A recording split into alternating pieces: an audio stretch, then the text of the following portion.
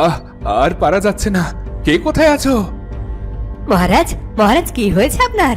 মহারাজ, মহারাজ, আপনি অসুস্থ বোধ করছেন? সেনাপতি মশাই, প্রশ্ন পরে করুন, আমাকে আগে পালঙ্কে ওঠানোর ব্যবস্থা করুন। প্রহরী, হা করে তাকিয়ে দেখছো কি? মহারাজকে বিছানায় শুইয়ে দাও। দেখি মহারাজ, উঠুন, সাবধান, সাবধানে। মহারাজ, শরীর কি খুব খারাপ লাগছে? হ্যাঁ, রাজবন্ধুকে সংবাদ দাও। কি হলো প্রহরী, উটের মতো এভাবে দাঁড়িয়ে আছো কেন? শোনোনি মহারাজ কি বলছেন? উনি কষ্ট পাচ্ছেন। যাও, আর রাজবন্ধুকে ডেকে নিয়ে এসো। যথাজ্ঞা সেনাপতি মশাই। আপনি চিন্তা করবেন না মহারাজ, সব ঠিক হয়ে যাবে। আর পারছি না, কি যে যন্ত্রণা।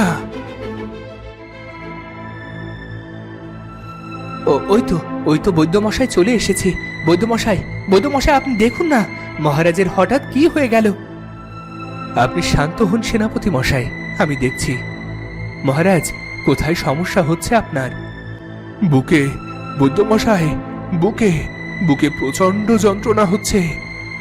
মহারাজ, এই যন্ত্রণা কি হঠাৎ করে, নাকি এর আগেও এমন হয়েছিল? মহারাজ তো খেয়ে কেবল শয়ন কক্ষে এসেছিলেন। আগে অসুস্থ হলে সেটা তো তিনি জানাতেন। তাহলে কি মহারাজ এমন কিছু খেয়ে নিয়েছেন যা ওনার খেতে মানা? না না বৈদ্যমশাই, না, আমি অমন কিছুই খাইনি যাতে আমার সমস্যা হতে পারে। চিন্তা করবেন না মহারাজ, আমি ওষুধ দিচ্ছি, সব ব্যথা যন্ত্রণা এক্ষুনি সেরে যাবে। সেনাপতি মশাই, রাজার অসুখে যে সব অচল হয়ে যাচ্ছে।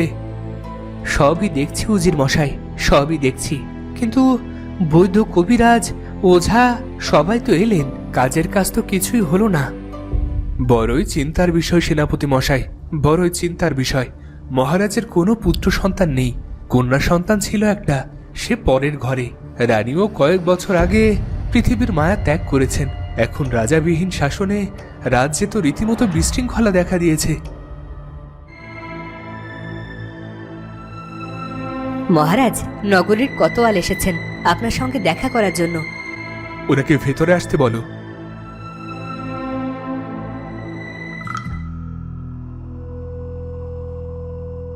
বলো, কি বলতে চাও? মহারাজ, আপনার বয়স হয়েছে, হয়তো আর বেশি দিন আমাদের মধ্যে থাকতে পারবেন না। তুমি এই কথা বলতেই আমার কাছে ছুটে এসেছো? না মহারাজ, আপনি যদি আমাদের মধ্যে না থাকেন কি করে আমরা চলবো তা ভেবেই আমার দুঃখ হচ্ছে। আপনি এই কটা দিন খোদার নাম স্মরণ করুন। হ্যাঁ, তুমি এখন আসতে পারো।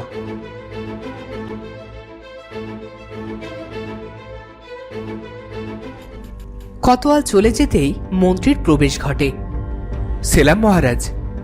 কোতোয়ালের মতো তোমারও কিছু বলার আছে নাকি? থাকলে বলে ফেলো। মহারাজ, আপনার অসুস্থতায় আমরাও কেমন জানি দিনকে দিন অসুস্থ হয়ে যাচ্ছি। প্রজাদেরও মন ভালো নেই। সবার মুখে একটাই প্রশ্ন, রাজা কি আর ভালো হবেন না?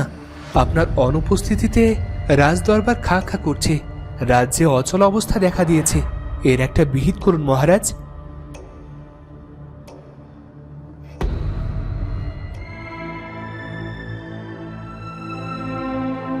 মহারাজ, রাজ্যের সব বৈদ্য, কবিরাজ, ওঝাকে ডাকা হলো, কিন্তু কেউই আপনার অসুখ ঠিক করতে পারল না।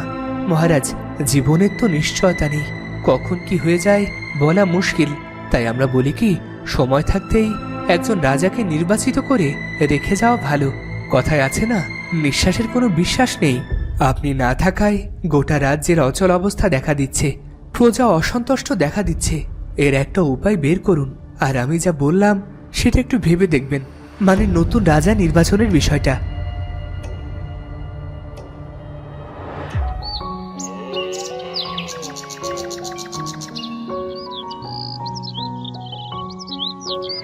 প্রহরী, যাও, মন্ত্রী আর সেনাপতি মশাইকে ডেকে নিয়ে এসো। যথাজ্ঞা মহারাজ।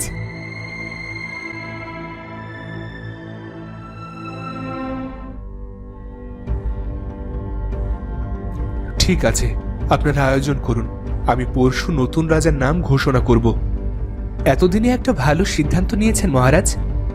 চলুন মন্ত্রী মশাই, চলুন আমরা এখন থেকে আয়োজন শুরু করে দিই। হ্যাঁ, চলুন।